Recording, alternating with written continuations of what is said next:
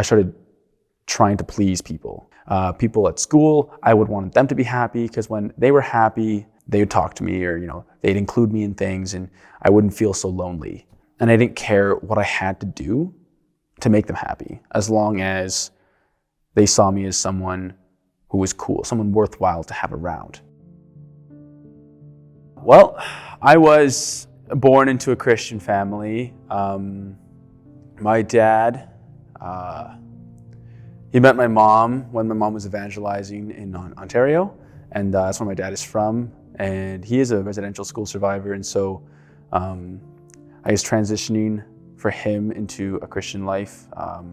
He sacrificed a lot to change his life, to follow after Christ. And I didn't really understand a lot of that until I grew up. When I was growing up, there was a lot of Jesus and a lot of Bible, and none of that meant really anything to me. It was just kind of what my parents did. It was kind of just what was going on around me. When I was little, it was just, church on Sunday, but, fun songs, games. And as I grew up, it became just an extra chore that I had to do, go to church, talk to people, wake up early on a Sunday, youth group, things like that, Bible studies. It became work. It became something that I dreaded, something I did not look forward to. And it really affected a lot of the decisions I made, because growing up, I would find other activities or different events that I could go to that would take away my time spent at church. I joined a band simply because it was on a Sunday, and so I didn't have to go to church on Sunday. Instead, I could go to the band and hang out with my cool friends and, sit. I had no interest in playing music. I just went to hang out for the social life. That was about the time I was in junior high, and that's when I started discovering a whole bunch of different things. I started really caring about what other people thought of me, and I started trying to please people. And so my parents at home, I wanted to make them happy, because then when they were happy, they'd kind of leave me alone and I could be happy. People at school, I would want them to be happy, because when they were happy, they would talk to me, or they'd include me in things, and I wouldn't feel so lonely. And so all the different places that I'd go to, I would seek to make sure that other people thought of me well, or that they thought I was a cool person. And I didn't care what I had to do to make them happy, as long as they saw me as someone who was cool, someone worthwhile to have around.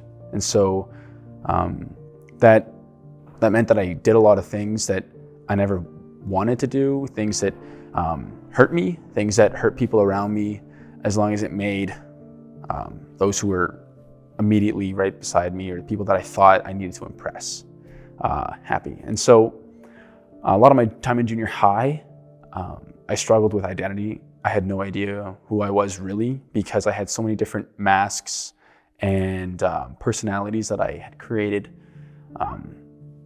where I was a different person at home, different person at school, every different activity, club, or sport that I played, I was just someone different.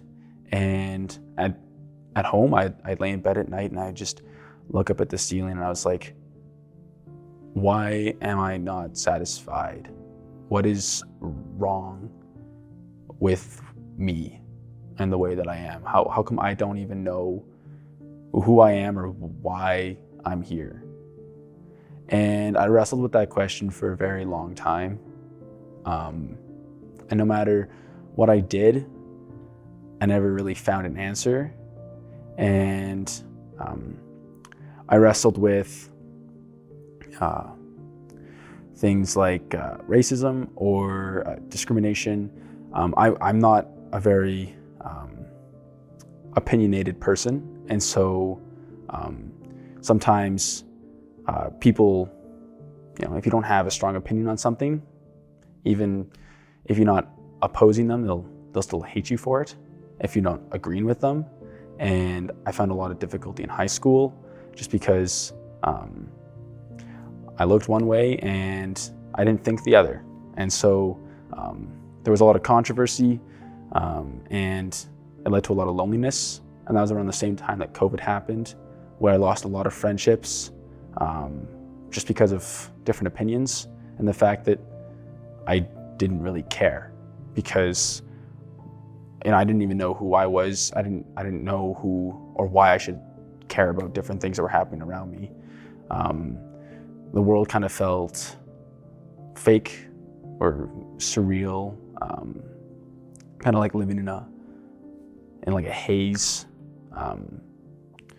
like a foggy mirror glass, and I couldn't really see anything for what it was. And yeah, I didn't care about anyone around me. I didn't care about myself. I just wanted to fill a hole that was inside me. I would look to friends. I would look to girls. I'd look to food. And oftentimes, these other things that I looked to left me emptier than before. I was chasing a satisfaction that I could never find. And it was a satisfaction that I think I made in my own head. Is that if only I could get her to like me, then I'll be happy. Or if only I could buy that thing, I'll be happy. And then once I got that, and I realized it wasn't what I thought it would be, it just left me more dissatisfied and angry even at a lot of what I had. And so around the time COVID happened, just before actually, I was longboarding home after university classes in the evening, and I was wearing all black, and where the bus stop, there's a small highway that was in between the bus stop and my house. I kind of looked around, didn't really see anything. It was mid-fall, so it wasn't super cold, but I kind of just laid on the road, had my headphones in, and just looked up at the sky. And then I was like, well, if I wake up, I'll go home. If I don't wake up, who cares? And so I took a nap, and I woke up about 2 hours later, kind of cold and disappointed that I had woken up. And I was like, well, shoot, guess I gotta go home now and, make up a reason as to why I was out so late. And I was wrestling a lot with, why am I even here?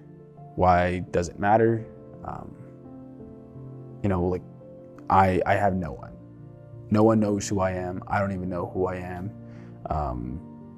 Why do people care about who I am if I don't even care about who I am? And so I don't think I had any real friends at the time, simply because a part of me didn't want to have friends. A part of me wanted the brokenness. A part of me wanted the hurt, because it was better than nothing. And so instead of looking to change something, I just grabbed on to all of the pain that I had, and confusion. It wasn't until my 18th birthday, in my first year of university actually, that it was right after Christmas time, that I was laying in my bed, and I was staring up at the ceiling, and I just thought to myself, I'm an idiot, because I know that there's no satisfaction in anything that this life has to offer, this world has to offer, because the only option is Jesus. But that means that I can't do what I want. And that means that I'm going to have to say no to some things, and I'm going to have to start caring. And that means that I have to let go of the pain and the anger that I had, or all these other different emotions that I found comfort in, even though they were not good for me. And I wrestled with that idea, and I just wrestled with, I'm gonna have to change my life. And I know I can't. The only way that I can is if God helps me. Because at this point, I didn't care. And there was no way that I was gonna convince myself to care. The only one who could make me care is God. And so I prayed and I asked him, help me feel anything other than just what I've been feeling for the past, I don't know how long, however many years. And help me to just feel satisfied, that satisfaction, because I just feel empty and lost.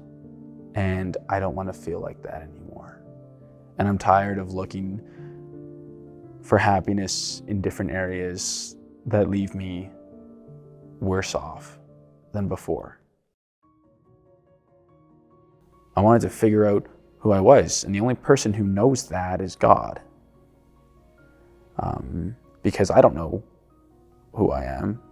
I can be one person at school and a different person at home, but the only person who knows me and knows every thought and feeling I've had is God. And so I'm going to ask him who I am.